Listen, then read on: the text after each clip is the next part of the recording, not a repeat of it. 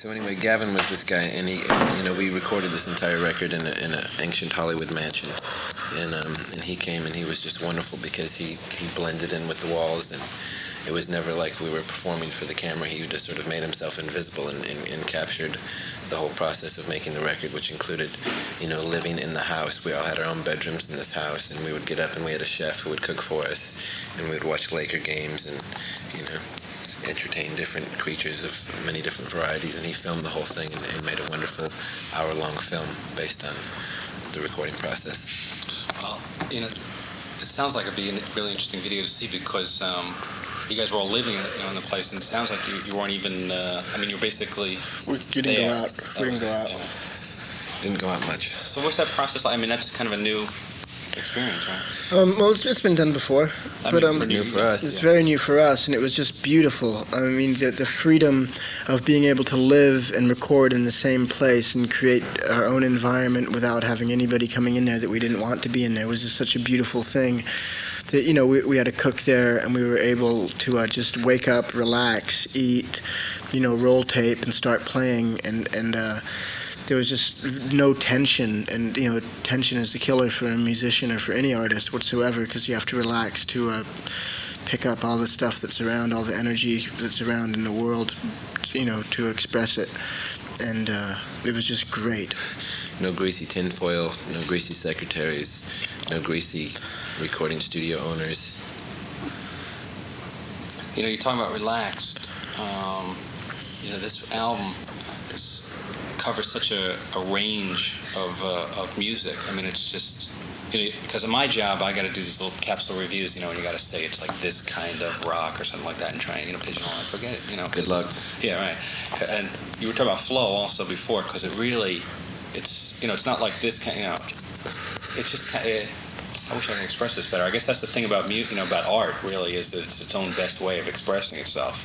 You can't really talk about it. You got to listen to it. You're absolutely right about that. Right, so what are we going to do here now? Well, the music speaks for itself. We can't intellectualize or pick apart the stuff that we did. We can just say that the stuff that we did truly and accurately represents exactly how we felt at the time that we wrote it and played it, and it's a real extension of our hearts and our minds. And a lot of that comes from us having become a team of telepathic bastards over the course of the last 3 years. We have never made a record with the exact same lineup of musicians in the Red Hot Chili Peppers twice in a row, which we had the luxury of being able to do with this record. And, when we made Mother's Milk, it was somewhat strained. I think we did a great job under the conditions. Chad was only in the band for 3 months before we made that record, and it was really kind of a forced process. And as much as I like that record, and I think we did what we could for that time, Blood Sugar Sex Magic comes from having lived with each other for 3 years, and when you're married to 4 guys at the same time, and you live together, and you do everything together, and you go on the road, you develop a sense of musical communication with one another, and I think that comes through, beautifully and purely on this record, more so than perhaps any other record that we've ever made. There's a lot of listening and communication going on during the process of playing these songs that was magic. So you talk about the music, being an expression of what you are, and where you were at that time. What about on the communication level? Are you trying to make any attempt to say anything to people who are listening, or is it more, or it's just a self-expression and you hope that other people relate? Well, obviously, everybody's going to have their own interpretation, and they're going to, experience their own sensations and feelings when they listen to our music. And, it's not our concern to force upon them what they should feel. We're expressing ourselves, and I think everyone's going to have their own personalized interpretation, and that's what music is all about. Obviously, there are lots of things that we're trying to say, but that's painfully obvious. Cool. Or painlessly obvious. So what about this haunted? Pleasantly obvious. What about this haunted house aspect of the house? Well, the house is the house. It's an ancient Hollywood ruin, and it was built in the 19-teens, and it just has a lot of history, and it had a great vibe, and people were killed there, and people were born there, and gangsters lived there, and the Beatles lived there, and it just it's a very historical place full of a lot of interesting vibrations that you wouldn't find in a recording studio, and we were the first band to ever record a record there. And just the fact that we lived there, surrounded by all of the spirits and all of that history was a feeling that just kind of engulfed us. But it wasn't a conscious situation. It was more like dwelling in the subconscious of the house, and just that's all part of what we did while we were there.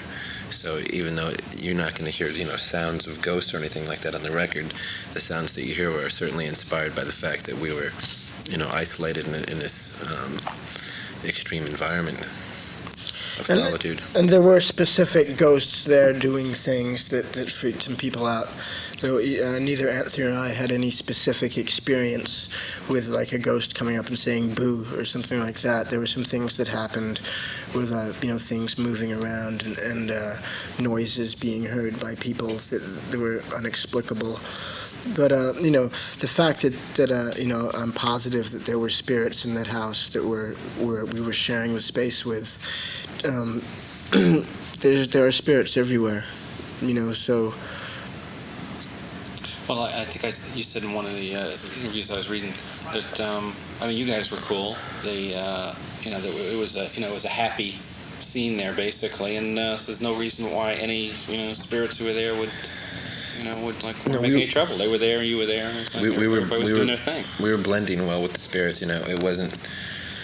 We didn't want to go in there and bother them or disturb them or even try to, make them do anything or make them, expose themselves. We just wanted to go coexist in their space, and I think, they must have sensed the fact that, we were pretty amiable with our intentions, and there was no conflict.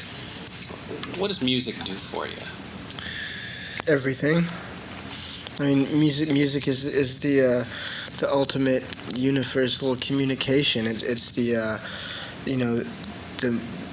one of the most pure, natural means of expression that can be related to to people all over the world of all different cultures and languages and things. And being fortunate as we are to have grown up and being exposed to a large variety of musics, we're able to express ourselves well from, drawing from all the different sounds that we've heard and all the experiences that we've had.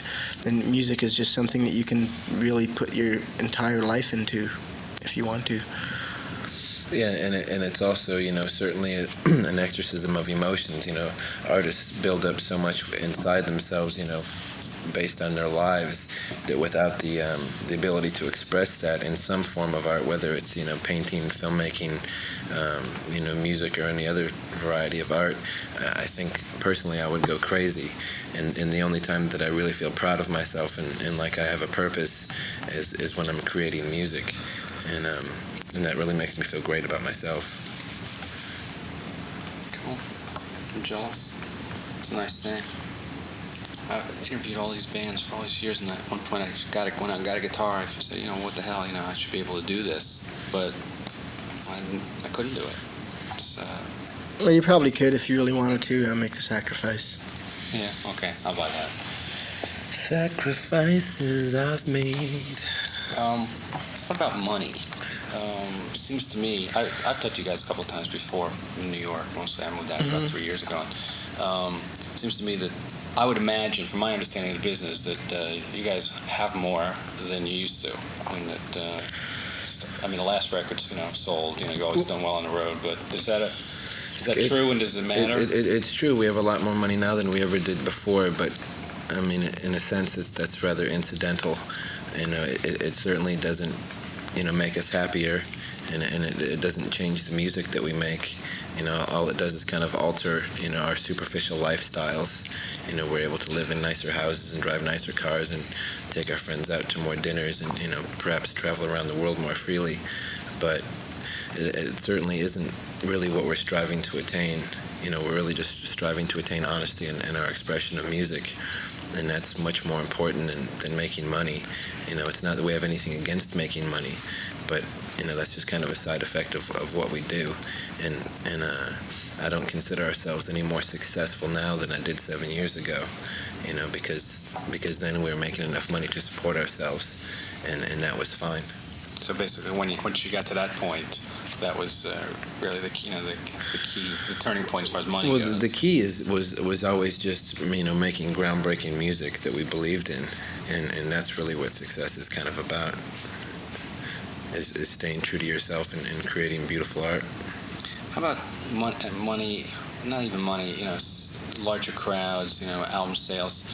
More recognition. More people getting exposed to your music as a confirmation or even a vindication of what you're doing. Does that play into it? Well, it's just something that's naturally happened. It's not really. It's definitely not a vindication. It's the type of thing where we've been working on this thing and created something, and the more that we work on it, the bigger it gets. As far as the ability for it to be communicated to a larger quantity of people, and it's just something that we love to do, and it's something that we feel, that we know is like a real, genuine, healthy thing.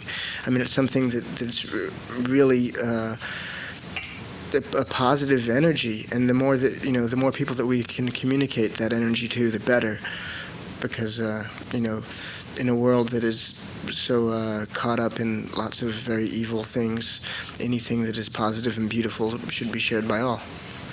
Although it's generally, just as much fun to play for a club of 100 as it is to play for a stadium of 15,000. More fun? No, I mean they both have their own places in our lives, but it's not any more fun really. I mean, we had just as much fun the first time we ever played on stage for a club of 100 as we do now. Yeah, I would think that it could be less fun in some ways the bigger it gets. It's just different. It's not less fun, it's just different. I think the only thing less fun about becoming more popular is if you reach a certain point, when you can't go out in public, or you can't, go to your favorite, restaurant or your favorite club because, you're afraid of people hassling you. That's when it becomes less fun. But that's one of the perfect things about the amount of popularity that we've received is we get recognized and we get appreciated and we get admired and we get loved, which are all good things. But we're still free to roam the world as people without having to feel like isolated rock stars who can only hang out with other celebrities or some bullshit like this. I mean, it's not like at the point where I think that like a lot of musicians that get really famous have this feeling that everyone that's dealing with them wants something from them. And it's not like that with us. And to tell you the truth, I don't think it would ever be like that with us, because I know that we're all fortunate enough to have friends that we really love. And, as long as you have that, then you know that there's people that you're going to be dealing with that are dealing with you because they love you, not because of your fame or because of something that they can gain from association. What's the connection between sex and rock and roll? Well, I suppose that connection is different, depending on the different people that you might ask that question for. I think sex and love and making love and having sex is one of the true beauties of human life, and it's a very powerful and extraordinary energy that exists that is just one of many energies that is going to come through in our music. And there's obviously a very powerful correlation, between hardcore funk music and sex. They sort of go hand in hand, and we're not afraid to incorporate that energy into our music. There's no reason that we shouldn't. And I think it's just about being sexually free and musically free, and the two are going to come together as they should naturally. The whole rhythmic aspect of funk music is very related to the rhythmic aspect of sexual activity as well as sexual feelings. And there's also a point of spiritual divinity that you can reach, by having sex with somebody that you love, and reaching that point when you forget about everything else in the world that's around you other than those orgasmic and euphoric spiritual feelings that you get with your sexual partner, that you can also reach through music. They're both sort of a pathway to a sense of divinity.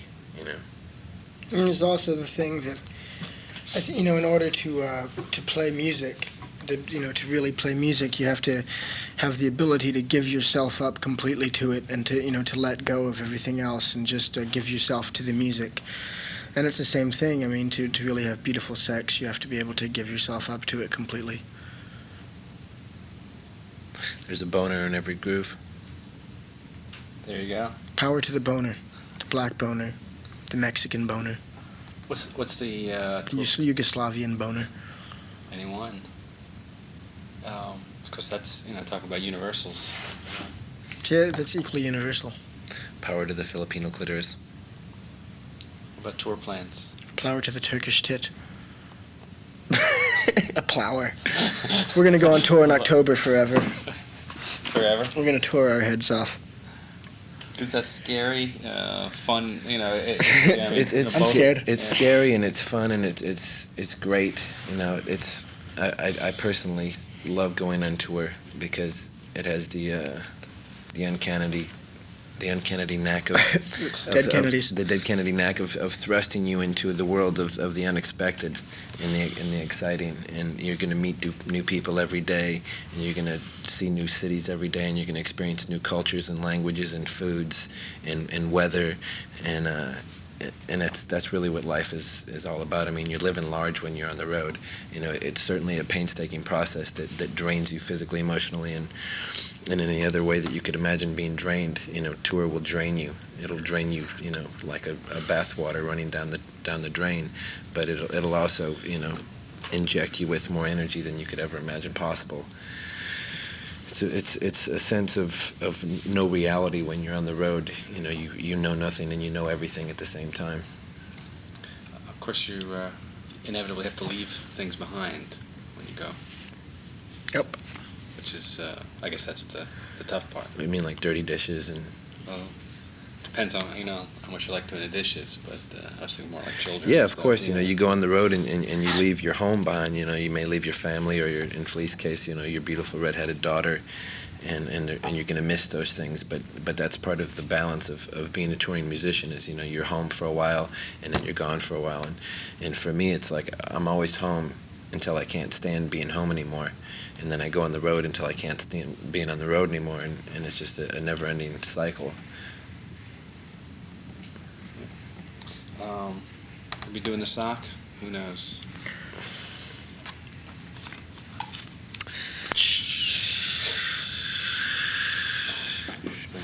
Pay no attention to the man with the sock on his cock.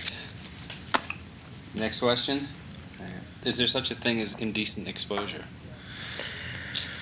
Yeah, I'm sure that there is, but I don't think that we could ever be accused of it. I think that, every time that like an ugly, greedy person shows his face, it's indecent exposure. The way that it's been applied to you guys seems kind of ludicrous. Well, exposure of the naked body, in the right context is a great thing, and there's nothing wrong with that. The fact that Americans especially have a tendency to equate sex and violence in the same sentence is a preposterous notion. The human body is one of the most beautiful forms that I know of, and to show it in the context of a musical performance is just a huge plus. We're never going to do anything to aggravate anybody sexually. That is, anybody who's sexually healthy won't be aggravated by what we do. People that are very closed-minded and sexually frustrated and sexually unhealthy are destined to be, probably jealous of our sexual freedom, and they manifest that in, hatred towards what we do, but that's their problem, and we're certainly not going to worry about their problems. What are they doing at your show? It seems the whole thing just seems so ludicrous. You have people who go out of their way to try and Yeah, I mean, there's people that expose themselves to something that they don't want to be exposed to. I mean, people, this whoever it is that heads up the anti, naked titty, naked penis thing. These people are obviously really twisted, sad, bored people that have nothing else to do but waste their time by stopping other people from having a good time. And, as long as we exist, we'll be promoting the good time. From the ridiculous to the, I guess, to the tragic, just briefly, what has Hillel's death meant to you guys personally? Well, I think it's his life that really, means a lot more to us. Hello Slovak was one of the best friends that either Flea or I will ever have as long as we live. And, he's always going to be a part of us as long as we live. Whenever you get that close to somebody and whenever you share that much of your life with somebody, whether they're alive or they're dead, it's going to be with you for a lifetime. And, his love and his compassion for me will always be with me, because he was a very wonderful and special human being. And on a musical level, what he did with the Red Hot Chili Peppers has made us what we are today, and he'll always be an influence on everything that we create, just because he was as much a part of us as we are a part of us. And, he lives on in every sense of the word. As a friend, he lives on, and as a musician, he lives on within the context of what we're doing now. The fact that he died was obviously a completely unexpected bummer, that'll probably make us sad till the day that we die, but it'll also make us happy till the day we die, so. I don't know if you want to add anything about that. How can the band have survived? It seems like there's so much energy in this band that it seems like inevitably would have to explode. It's not about that, it's not like a self-destruction thing where it's like with this big bright flame burning out, and, to me that is such a rock and roll cliche. It's like this stupid, like, romantic notion that someone, to be, like, really wild, you have to, it's like you're on your way out because, in order to do that, you expend all your energy and destruct yourself. It's completely possible to like, be very healthy and to like, be a great entertainer. And I think that our brand of wildness is about, it's about entertaining, and our idea of entertaining is putting our lives on the line for it, and the lives that we're putting on the line are, are healthy, positive things. We're kind of like the George Burns of rock and roll. So you intend to do it forever? I don't think we have any forever intentions, but right now it feels great, and I can't imagine doing anything else. And I would certainly like to do it for as long as it's as fun as it is now. Do you have any goals? I kicked a couple of goals in a soccer game against a team of Albanian midgets once, but they had kind of a short goalie, so it wasn't that difficult. My grandfather was in the Gold Rush, 49. Okay. Try another one. Movies. You guys have both dabbled in acting. Is that fair? I personally have dribbled. Dribbled? Dribbled Okay. a bit of spittle on the silver screen.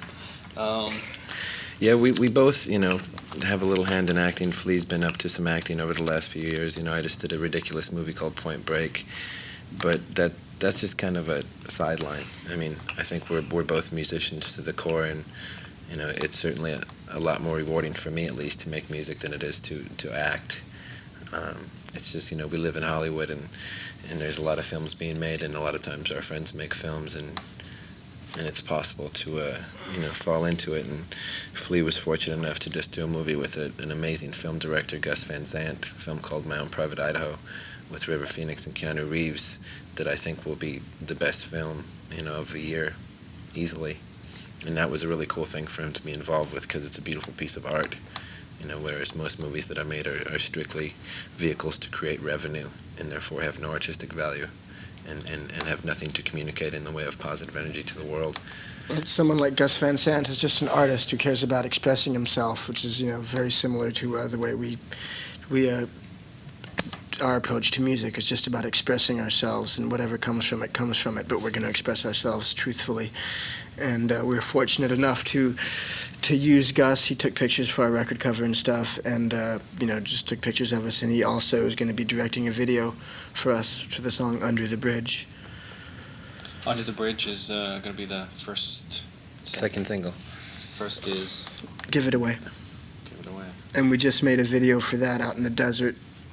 The desert. Made a... With a French director named Stéphane Sednaoui. We were lost in space with Stéphane Sednaoui and Robertino. I'm pissed because I was supposed to see My Own Private Idaho and did not. Oof. We'll be seeing it, I I'm sure shortly it's going to open. October, I think. Yeah, so I do a daily movie review show also, so I'm sure I'll be seeing it soon. But can you tell me what I'm going to see?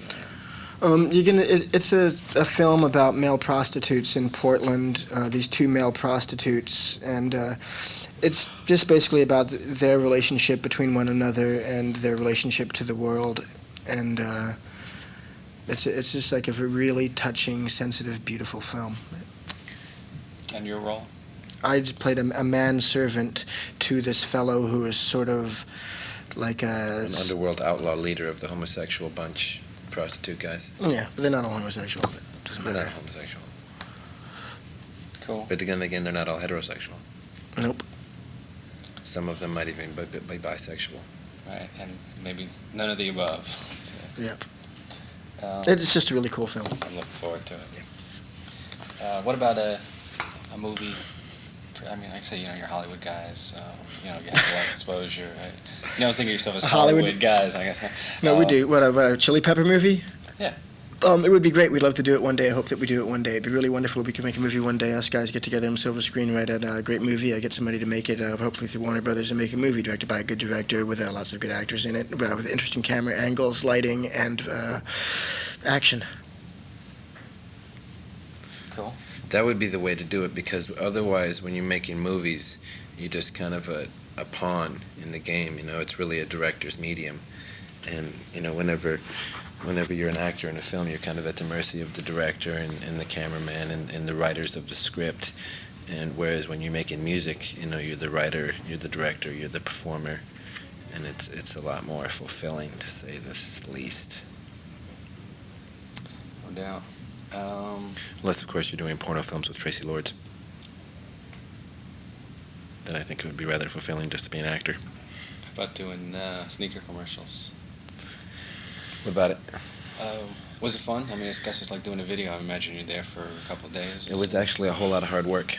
In the middle of the night, we filmed from 12 midnight till about 11 a.m. the next day. So old poothead Andre Agassi could work during the day. Oh, really? Okay. Well, so we were glad to see him get trounced the other day. I personally don't care one way or another about Andre. Yeah, I don't really think he's a poothead. I was just joking. Fair enough. I mean, what I'm saying is we don't even know the guy. We never met him. Never met him. Nope. But Flea did impregnate his girlfriend in the makeup trailer during the process of making that commercial. So you may meet him later. It's very possible. In a paternity suit. It's going to be a fraternity suit. What do you guys like to do that has nothing to do with music? What do we like to do? Like to play some basketball. Everything under the sun is fun. Hang out with our friends. Go to Costa Rica for 2 weeks. Hang out in the jungle. Everybody's going to Costa Rica these days. Jumping off waterfalls. Who else went? Surfing in the surf. Hanging out with white-faced monkeys. Horseback riding. Eating good, clean food. Getting our dicks sucked. Returning the favor. Listen to Public Enemy. Go swimming in our pools. Flea hangs out with his daughter. Who are you going out with in October? Is that said? Are you going by yourselves? We're hoping to bring Soundgarden and L7, but because of various musical politics, Lordy knows what's going to happen. You mentioned basketball. Yes, we're very avid basketball fans and basketball players as well. I'm basketball players. Pardon? I'm basketball players. How big are you guys? Because I'm always looking for somebody I can post up. I'm just a little guy. I'm about to light you up. I'm about 6'6", flat. Let's go. Flea will light you up. You don't even have to. Just take my word for it. Oh, really? Flea will light you up. Cool. Do you play? You have a regular game or anything? I just play wherever I can. Yeah. Just I like play to every play. Saturday morning in Los Feliz. In Los Feliz, where? Hollywood, Los Feliz. To Los Feliz? JCC. Because I live in Los Feliz, but I never play over there because I just I play on the other side of town. Where do you play in Los Feliz? Oh, I'm at the JCC, the Jewish Community Center on Sunset. Right around Sunset and Fountain. Do you have to be Jewish to play? Uh-uh. Saturday morning, 9 o'clock. Is it like a lot of people and hard to get in the game? No, Or? it's really a cool thing. There's probably about 12, 15 of us. Remind me to ask you to write down where it is before we Oh, you great. leave. Okay, cool. Yeah, because I'm tired of it. Boys having to guard bigger guys. I'd How like tall to are you? see it. I'm 5'8". Yeah, everyone I guard is bigger. Yeah, right. And I get it. So I just foul him a lot. So it all works out. It's good game though. I usually bring along a safety pin. Got, I'll, Flea's difficult to guard because he fades away. Fades away about 8 feet into his jumper. all right. Well, I'm ready to see it. I think talk is cheap. That's it. What about movie music? Have you guys? I'm doing a show now about music and films. We've done some. We did some. We've done some. We've dribbled in movie music before. We did a song for a movie called Tough Guys. Thrashing. We were in a movie called Thrashing with a song called Black Eyed Blonde. We had a little stint in a film called Less Than Zero with a song called Fight Like a Brave. What have we done? What other? Pretty Woman. Pretty Woman. We wrote a song for Pretty Woman called Show Me Your Soul. We've just been offered. Just been offered to star, write, direct, produce, and have all of the merchandising rights to Batman 2. They want Anthony to play Batman. He said no, of course. It's a waste of time. It'll never fly. I want to play the question mark on the Riddler's outfit. Cool. Drugs. No longer part of the package. Yeah, before we like to package ourselves as drug guys, but now it's been eliminated from the package. But we're thinking of marketing a few drug guy images. But Please excuse the poor way that I communicate the questions, but you've done a good job of getting the germ of the idea that I've been going after Well, anyway. So I mean, drugs are like anything. It's a very multi-dimensional thing, and for someone who has a problem with drugs, obviously they'd be better off not doing them, but not, drugs can also be, a non-detrimental part of someone's life, depending on how they use them. It's not everybody needs to eliminate it from their package. Personally, my package is much better suited without the use of narcotics, because they tend to destroy whatever it is that's beautiful in my life. I'm a very self-destructive person by nature, and so I had to. It was kind of an all-or-none proposition for me. So I don't take any drugs anymore of any kind. But Flea here loves to smoke pot because it's not a problem for him. well put. I certainly agree. I like to smoke pot myself. You'll be editing that out of your radio show.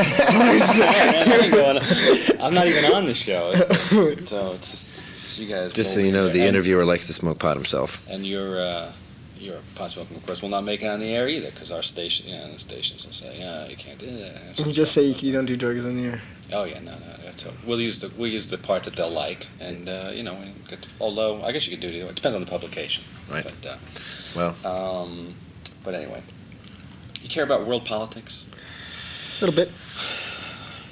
I mean, I personally don't concentrate on them, but I pay attention to what's going on. What do you want to ask us about Russia or something? Well, I was just saying, it's just everybody's been talking about it, and it's been kind of a heavy thing heavy. going on. It's very heavy. We had a big political discussion with our first interviewer today about what a crazy concept it is if the Soviet Union disbands into to different states, how the entire balance of power is going to immediately shift into the favor of the United States. Instead of having two equal superpowers of the world that have always sort of kept each other in check and balances, you're going to have one predominant superpower of the world, which to me is a frightening notion. That America would be left as the only superpower in the world, because it was kind of nice knowing that there was somebody keeping us in check. And I don't have a whole lot of confidence in the politicians that run this country, and their goals and and their loves and their whole outlook on life is a hell of a lot different than mine. So who knows what's going to happen? But I mean, I've said it before. I don't think that politics are the real problem of the world. I think it's the individual philosophy of mankind that is what politics are just a result of. The whole greed and fear that drives man to create everything that he does. Politics are just a direct reflection of that. Absolutely. You know, the way. Although I will be running for mayor of Hollywood in the year 1997. The way that you put it, about the balance of power, it's kind of weird because we're not the economic power. You know, it used to be the economic power, and there were two military powers, and now we're the military. We're like the military power. We could kick anybody's ass, but we're not the economic power. I mean, so we're kind of like the bully getting hired by the Japanese or whoever else gets has the money that decade. So it's, which makes it even. Well, the Japanese scarier. seem to have the money thing pretty wrapped up. They certainly do. So they can tell, and they don't even have an army. I mean, so they kind of make a deal with us. Their oil gets, shut off by Iraq, so they send us in there to kill 50,000 Iraqis for them, and they don't even get their hands wet. So, and a lot of our listeners are the kids who are gonna go and put their lives on the line to. Although one message I could say to the kids is don't enlist. There's got to be something better to do. Even if you really don't have anything to do, don't enlist in the Army or the Air Force or the Navy or Marines. There's got to be something better to do than go take orders from someone that doesn't care about you at all. And that's not to say that, that America is a terrible place to live, because there are a lot of, wonderful aspects about this country. That's obvious just by looking at all of the beautiful, music that's come out of this country. For instance, we can't be doing everything wrong. But, the whole notion of being overly patriotic to one specific country in the world, kind of leads to the misunderstanding of other countries. And, people should realize that just because somebody is born in the Middle East or in Central America, it doesn't make them a bad person. We're all basically, born out of our mother's wombs into this world that's so full of all kinds of negativity. I think if everybody just, focused on treating each other like they would like to be treated, there would be a lot less misunderstanding, Again, well put. I shouldn't do this, but. You should see me shot put. We've done a couple interviews before, and I don't know. I think the first time you guys scared me, and then the second time I thought you were a pair of assholes, and then pair of assholes. Yeah, but at least we come in pairs. And then I'd rather be a pair of Were assholes. we really assholes? What did we do? We were just I don't know, rude? it was tough to to get an answer out of us? I'm trying to get 1 minute bites for radio, and you guys are like not fucking with the mic and not responding to the questions, stuff like. You remember? I don't remember. Well, not the specific interview, but I'm sure it's you've kind of fucked with a couple interviewers in the past. I mean, you get a lot of assholes who come in here and ask you stupid questions. Yeah, they fuck with us. I mean, Yeah, it's like sure. if people ask us, asinine questions, chances are they're going to get our ass for an answer. Not saying that you answered us asinine questions. Because obviously the other, what I was leading up to is that you are quite articulate and have Anthony's articulate. interesting things to say. Well, he's doing most of the talking today, but I get a said couple of some words. interesting things also. Flea's very articulate. I have my moments. He's articulate on the court. We'll see that on Saturday. So anyway, yeah, I'm just saying that this is an excellent interview for me, and it's kind of interesting talk too. So it's different than before. I guess that's what I was really. Okay, we'll try to ruin it for you. Go ahead. Okay, now fuck with me, right? How is this album different than the? I mean, we talked about how this is the first time that you've actually had the lineup intact, two records in a row. We talked about the recording process, but beyond that, is Oddly enough, the difference between this record and our last record, Not that. it's got different songs. I knew they were gonna fuck with me now. Yeah. The thing about this record is the songs are all different from the songs on the other record. Now, there's a lot of differences. I mean, I think we talked about, what it was like to get to know each other and to be able to communicate more fluidly with each other. And when you're in a band, it's really all about an equal effort coming out of everybody, and you have to listen to everybody. And I think we all realized that it was a lot more important to listen than to play on this record. And there's just a great deal of very pure, honest musical communication happening within every song, and it's so obvious when you listen to this record that we've come a long way in that aspect. And from Mother's Milk, when we made Mother's Milk, we were just forcing it out. I mean, it was like a big, screaming groan, which can be great, but it lacked that relaxed, sensitive, communication that we've attained for this record. And it's also because of all those things, we learned, and also aided by Rick Rubin, who's a really good producer, it was we because we were doing all the things Anthony just said, we didn't clutter up the songs too much. We didn't, the songs, all the stuff is pretty minimal, as much as, I think there's more power on this record than any record that we've ever made, yet there's much more, a lot of the music is much more subtle. And, the power is there because it sounds like individuals playing music. It doesn't sound like something going on in a recording studio that a regular person can't understand. It sounds like a guy hitting a guitar with his hands. And, but we also, I think, we delved deeper into each song and really bought each song all the way home and made each song everything that it could be. But that's not to belittle any of the records of the past, because I just listened to some of a couple old songs, and our shit has always rocked, man. Jungle Man, dub it bone, gone bone, flap, song it the bone, and chink it gang, go down, chick gang, go down, dang it, dang it, dang it, dang. That stuff was always rocking. Every record that we've ever made is just a beautiful time capsule of that period in our lives and that type of energy that we were living. And I don't know. So when you're talking about musical growth, you're talking about personal growth. Yeah, because you're always going to be going in a different direction, and you're always going to be, expanding your capability of expressing yourself, and that has been happening consistently with the Red Hot Chili Peppers. We're always finding ways to express ourselves in more diverse ways, so that we can say everything that we're feeling, because it's very frustrating to have a feeling that you don't have the technique or the talent to manifest itself through, Yeah, it's just like things that we just touched on in the past musically on this record, we went all the way inside of. And digga digga digga ding, digga digga digga digga. What do you like musically? Especially, let's go all the way back. I mean, who I hate this question for one thing. Yeah. Okay. But go ahead. It's not. It's certainly not. The only reason I hate it is because that would have to be an entire interview. Who do we like musically? There's so many. There's hundreds of musicians and bands and musical forces that have inspired our lives. We've never attempted to take anything that we've heard and said, "Ooh, let's do something like that." It just affects our lives in such a way, that it ends up coming through our music in much more ambiguous terms, other than trying to recreate something. We just accept that as, part of the gift that we receive in life, and that makes us happy or sad or, emotionally bent, and, that's just all part of the whole pie that we live and that you eat.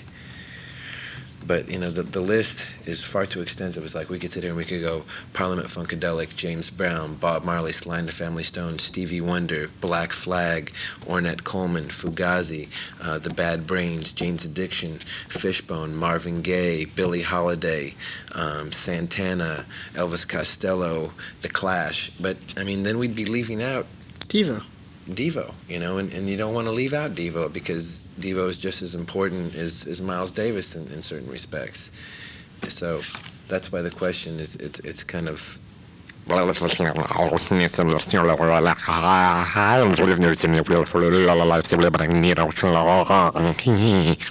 gonna freak me out. I'm gonna transcribe this later, and I'm gonna hear that. And I'm oh my God, the fucking thing went out.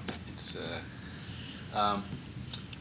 you've been Stimplefimpt and Blickschnerded to death. I've done thousands of interviews like this, and I always, people ask you about it. Not to mention that you're Hemi Lemi screaming.